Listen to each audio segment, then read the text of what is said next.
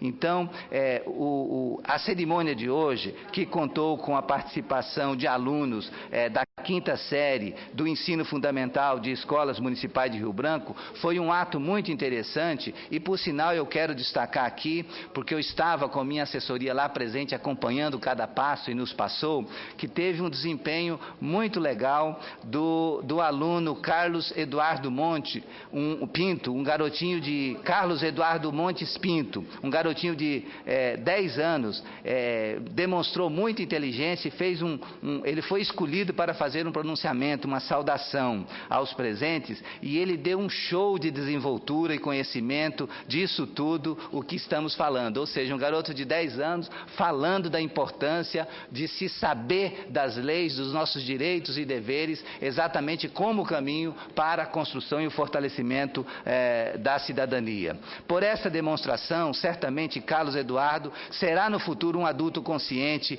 de seus direitos e deveres neste país, que aguarda no futuro e que certamente ajudará a construir uma nação melhor para todos nós. Quer dizer, uma criança consciente como o Carlos Eduardo Montes Pinto, que aos 10 anos já consegue fazer uma defesa, uma fala, uma saudação, ressaltando a importância do conhecimento dos deveres e dos direitos, é uma prova de que nós podemos sim construir uma geração, formar uma geração de defensores do que é correto e justo. Se as crianças foram até o Poder Judiciário acreano hoje para conhecer o pontapé inicial desse programa, tenho certeza que o projeto Cidadania e Justiça na Escola vai produzir resultados fantásticos indo diretamente às escolas. Então, é nesse sentido, senador Paim, que eu faço esse reconhecimento, essa saudação, esse cumprimento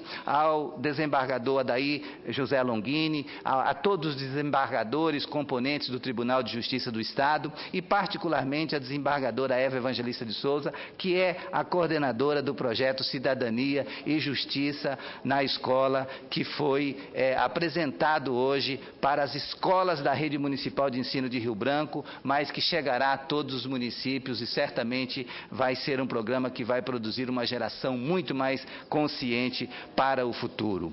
Mas, senhor presidente, gostaria de aproveitar também alguns minutos dessa minha fala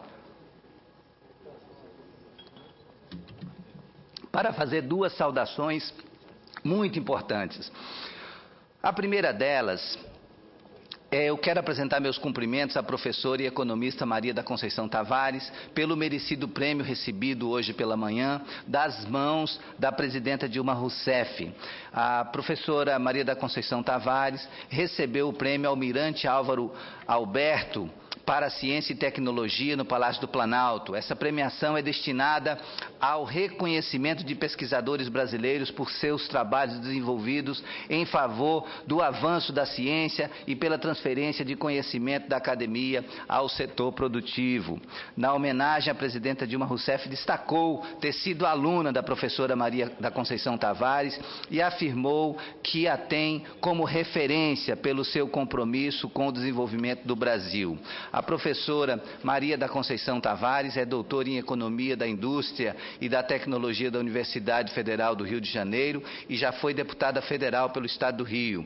É também autora de diversos livros sobre desenvolvimento econômico. E vale ressaltar que, ao agradecer o prêmio, a professora Maria da Conceição Tavares ressaltou o desempenho positivo do Brasil com relação ao enfrentamento da crise internacional e desejou sorte à presidenta Dilma Rousseff no sentido de afirmar aquilo que de vez em quando a gente tem afirmado aqui da tribuna, que graças a Deus o Brasil está no caminho certo. E hoje a presidenta Dilma ouviu da própria economista Maria da Conceição Tavares, que sempre foi uma crítica contumaz a esse modelo capitalista neoliberal que sempre quer o lucro a todo custo, mesmo que custe exatamente o mal-estar da população, e ela fez exatamente uma saudação à presidenta Dilma, dizendo que ela está conduzindo muito bem o Brasil, e graças a essa condução acertada, o Brasil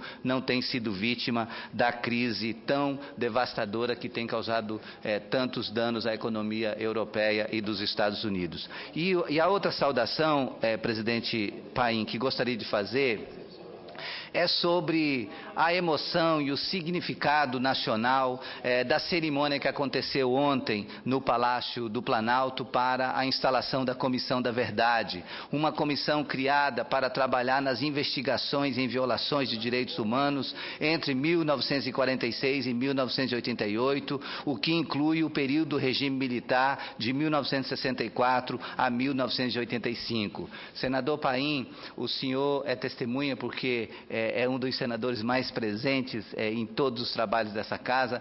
Quantas vezes a gente se pronunciou do orgulho que sentimos por pertencermos a essa legislatura, pela simbologia das leis importantes que nós aprovamos, como a lei da livre informação e principalmente a lei que institui essa Comissão da Verdade. Então foi um esforço tremendo para que isso acontecesse, houve muita polêmica, mas finalmente foi aprovada aqui e foi sancionada pela presidenta Dilma, e ontem foi instalada a Comissão da Verdade, composta por 7 pessoas de altíssima respeitabilidade. Então eu quero dizer que, ainda que por conta de uma audiência pública que eu tinha que participar aqui na Comissão de Educação, onde se debateu a respeito do livro didático, eu não pude me fazer presente a esse ato no Palácio do Planalto, mas acompanhei todas as notícias e vi o quanto que foi emocionante a presença do presidente Lula, do presidente Fernando Henrique, do ex-presidente Collor, do ex-presidente Sarney, e também a menção aos ex-presidentes Itamar Franco, que não está mais entre nós. Então foi algo assim extremamente emocionante e que fez um resgate da história, e mais importante, a presidente Dilma procurou mostrar que não se trata de nenhuma revanche, não se trata de reescrever a história para tentar punir os que a escreveram de maneira diferenciada, mas simplesmente para fazer com que a população tenha acesso à verdadeira história do Brasil. Então, por isso, eu queria fazer essa menção, que o correto teria sido feito ontem, mas como estava muito disputado o plenário aqui, a gente teve que estender esse cumprimento para fazer hoje. Então, ao instalar a comissão, a presidenta Dilma Rousseff, detentora de uma biografia fantástica de luta pela liberdade, de cidadã presa e torturada durante o regime militar, emocionou-se e chegou às lágrimas. Essa comissão, ela destacou, não é motivada pelo revanchismo, pelo ódio ou pelo desejo de reescrever a história de uma forma diferente do que aconteceu. A motivação da comissão é permitir que a atual geração e as novas gerações conheçam a totalidade da história do Brasil. Ao lado dos ex-presidentes a que fiz referência, a presidenta Dilma se emocionou e emocionou a todos ao dizer que o Brasil merece a verdade e que merecem a verdade aqueles que perderam amigos e parentes e que continuam sofrendo com isso. O ex-presidente Lula também fez uma consideração importante, e ele disse que a Comissão da Verdade representa um passo importante que a sociedade deu na conquista da democracia. E ele tem razão, porque a Comissão da Verdade foi criada através da Lei 12.528, de 18 de novembro de 2011.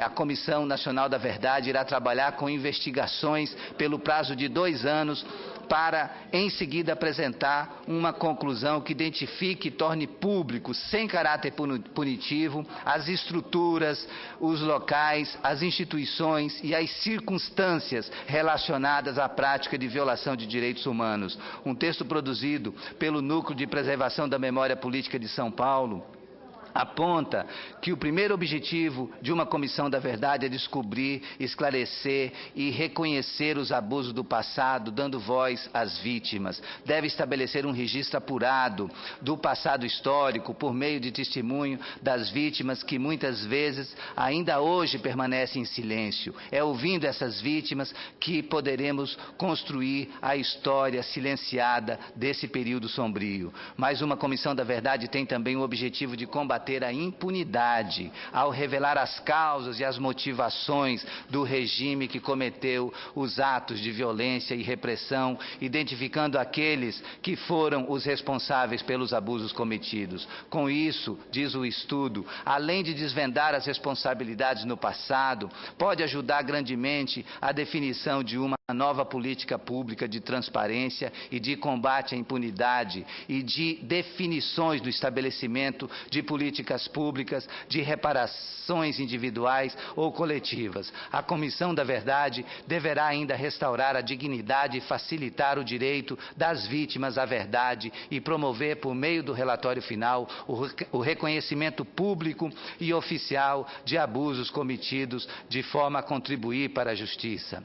Ao longo dos anos, senador Paim, desde 1974, há comissões da verdade sendo formadas em todo o mundo sob diversos nomes. Na Argentina, Uganda e Sri Lanka, por exemplo, tiveram o nome de Comissão Nacional sobre os Desaparecidos. No Equador, no Haiti, nas Ilhas Maurício, no Paraguai e em Togo, foi Comissão da Verdade e da Justiça. Na Guatemala, teve o nome de Comissão do Esclarecimento Histórico. E em muitos outros países, como África do Sul, Chile e Peru, por exemplo, ela recebeu o nome de Comissão da Verdade e da Reconciliação. Aqui no Brasil, chama-se Comissão Nacional da Verdade e marca um processo de transição democrática em nosso país.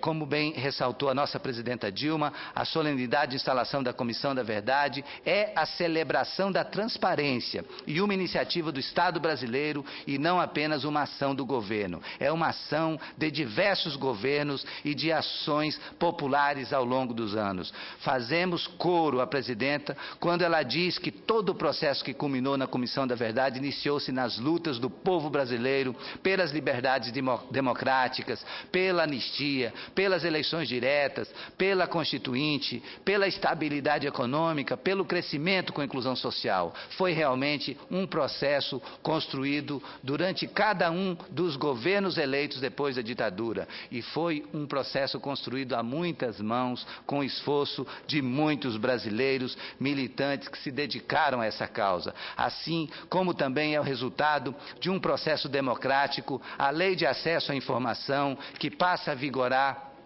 desde ontem como uma expressão da transparência do Estado, uma garantia básica de segurança e uma proteção para o cidadão. Com essa lei, os dados relativos a violações de direitos humanos já não poderão ser reservados, secretos ou ultrasecretos. Ao contrário, a Lei de Acesso à Informação garante à população o direito de reconhecer os atos de governo e de Estado por meio das melhores tecnologias de informação. É, de fato, uma lei de transparência obrigatória. Por todos esses fatos, cumprimentamos aqui, na figura dos ex-presidentes do regime democrático, na figura dos nobres senadores e representantes da população brasileira. Vale ressaltar aqui que essa matéria foi relatada aqui no Senado pelo eminente senador Aloysio Nunes Ferreira.